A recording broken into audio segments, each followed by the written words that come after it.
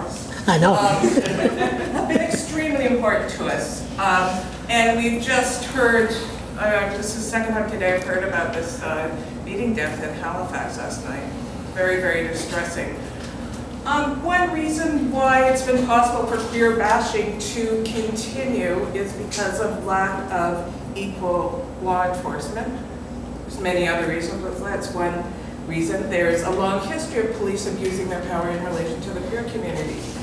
And right now, going on in Fredericton, we have a very, very serious issue of police abuse of power, not directly in relation to the queer community, but definitely in relation to someone who makes his views very well known and has succeeded in ignoring the powers that be. I'm talking about the raid on Charles LeBlanc's home, the seizure by Fredericton police of his computer equipment, and the ongoing egregious attempt to prosecute him for civil libel, which is a criminal, or sorry, for criminal libel, which is a criminal code offense that's been found to be unconstitutional in other jurisdictions in Canada. The police officials in Fredericton have refused to reply to repeated inquiries from law professors and from the Canadian Civil Liberties Association. And I would like to know how each of you would use the mayor's office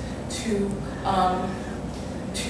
try to work to put a stop to this kind of abuse of power, both in the case of Charles LeBlanc and in general.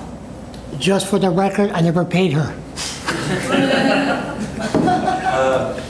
Just for the record, and Charles LeBlanc knows this, that I have said publicly that I disagreed with what happened with respect to the situation with the helmet on a third-party complaint. I don't agree with that. I think it's wrong, whether it's Charles LeBlanc or anybody else.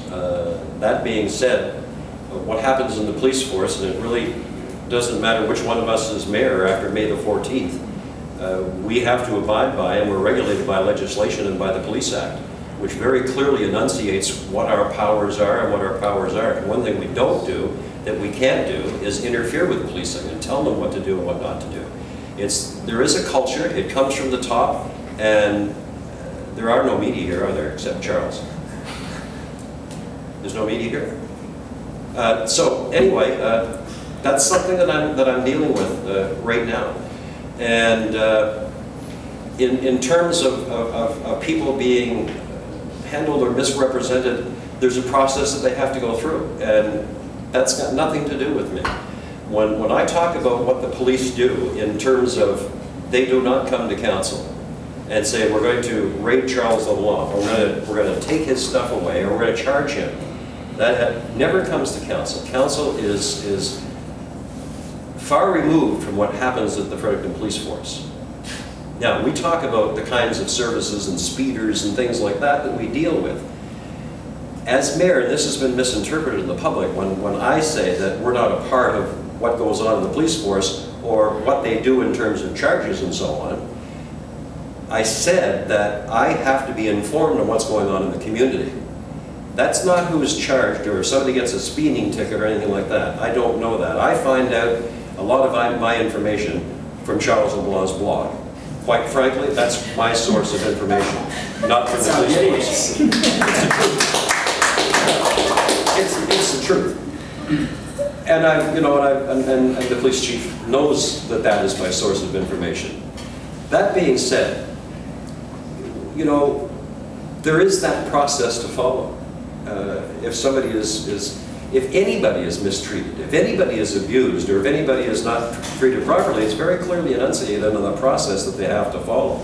So when I'm informed of what's going on in the community, if there is a homicide, if there is multiple deaths in a car accident, or something unusual that the press are going to be aware of, then I'm informed of that. But anything prosecutorial, or anything that they do with citizens, they do not come to council, they don't ask for permission, and they don't say, is this okay? And then it gets to a situation where it's the decision of the Crown Prosecutor, which has nothing to do with us once again. That decision will be made, and if Charles did something wrong and he's charged, somebody outside is going to be making that decision on whether or not to proceed with the charges. So we're pretty far removed from that. As far as, you know, what goes on in the community and the policing, we can be involved to the extent that we meet and talk to the police force about what the public is feeling, and I'm going through that right now. And that exercise is being carried out. I can't say that for election purposes, but that's what's happening, because I've got the message. I've got the message what's going on in Fredericton. I'm not too happy about it. The public's feeling about what? I think the public has a feeling that some of this is happening, that maybe Charles was targeted, and there's a lot of people that are not happy about it. There's even people that don't like him that aren't happy about it. I don't think that this is just about Charles, though. I think that there's a general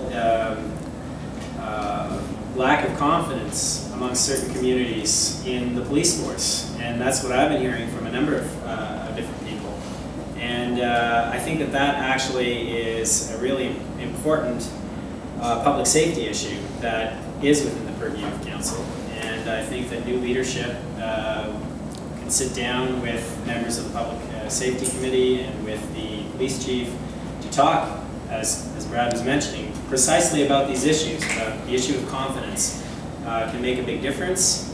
I think we can move forward on some of the issues that we're facing. I think we could try to confront some of the problems with the culture of policing. And this is not just a Fredericton problem, it's also a broader Canadian, possibly North American problem. I think it would be great to see a police force that is recruiting more women, for instance. I think that might help make a difference. I look forward to being able to have a conversation with the police force about making sure that in the performance of their duties, I think generally the police force does a pretty good job in what is sometimes very dangerous circumstances. But in some instances, they have breached the trust of certain members of the community, and I think that they need to be cognizant of that. And I'd like to participate in building better community policing, where police officers spend more time speaking with groups like yours about issues that you're facing, so that when something happens in this community, a member of the LGBT community is harassed, what have you, that harassment is taken seriously and isn't just kind of dismissed. I can think of a number of other examples where community contact with certain groups would make a big difference, and that's the type of leadership that I would bring to that relationship. If council renews a contract of a police chief, and a 2-year contract, I think it was 2-year term, and something goes wrong if you want him removed, is it council or is it public safety? Council. Is it council that has the power to remove that chief if he, yeah? Council would have the power to remove anybody under contract, but it costs a lot of money to do it, whether it's with the municipality or whether it's a private sector. If they're under contract. Plus money to defend a charter can't claim at the Supreme Court too. Sure.